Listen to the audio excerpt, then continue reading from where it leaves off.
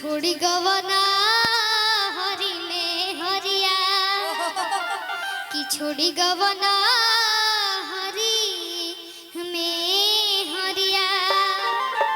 कि पिया भइले गुलारी के हो छोड़ी गवना हरी में हरिया पिया भइले गुलारी के हो छोड़ी गवना हरी में हकी भैया चलते रहे मीठा मीठा एकरा के भाव में कहल जाई कि कोवनी सबतिया आज मोरले बमतिया कि अपन गुजरिया के कोई लतबू कि सुना सुना लागे से जरिया सुना सुना लागे से जरिया पिया भइला गुलाब के हो सुनी सुनी लागे से जरिया पिया भइला गुलाब के हो छोरी गवना हरी में हरिया कचुमोले जगाल में संग दिलवोले जगमान में एगो चुमोले जगाल में संग दिलवोले जगमान में कचुमोले जगाल में संग दिलवोले जगमान एकरा आगे के लाइन जतर रजवा चोरी के जहाजवा फसी हो ना मोहिनी के जाल में जतर रजवा चोरी के जहाजवा फसी हो ना मोहिनी के जाल में एक चुमोले जगाल में संग दिलवोले जगमान एक चुमोले जगाल में संग दिलवोले जगमान तकिया भइला गुलाब के हो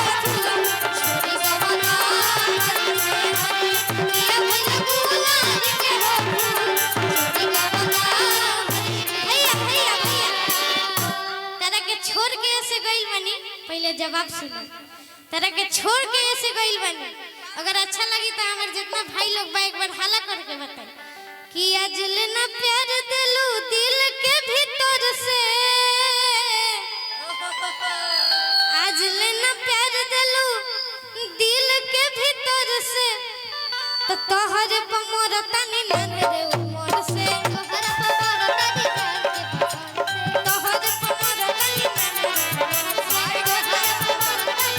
आज लेना प्यार दिलू दिल के भीतर से आज लेना प्यार दिलू दिल के भीतर से तोहरे पमोर तनी नन रे उमर से तोहरे पमोर तनी नन रे उमर से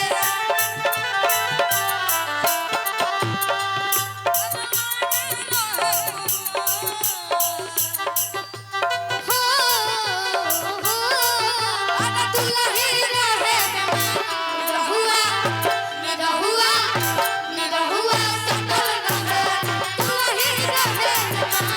रहुआ सकल रहे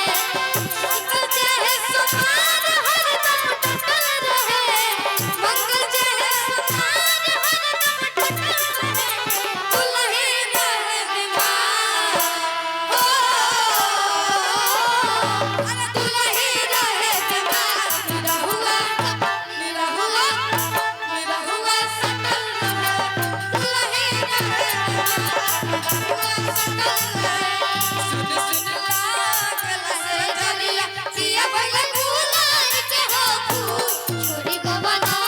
हरी में हरिया पिया भइला गुलाब के हो छोरी गवना भैया रघु इनकरा से तू कह कि जौने कॉलेजवा में पढ़लू पढ़ाई कि जवन कॉलेजवा में कोजलू पढ़ाई लइका लइका ना ना ना ना भैया भैया जवन कॉलेजवा में कोजलू पढ़ाई रहुआ दीदी में होला लड़ाई होला लड़ाई होला लड़ाई होला लड़ाई होला लड़ाई लइका चिल्ला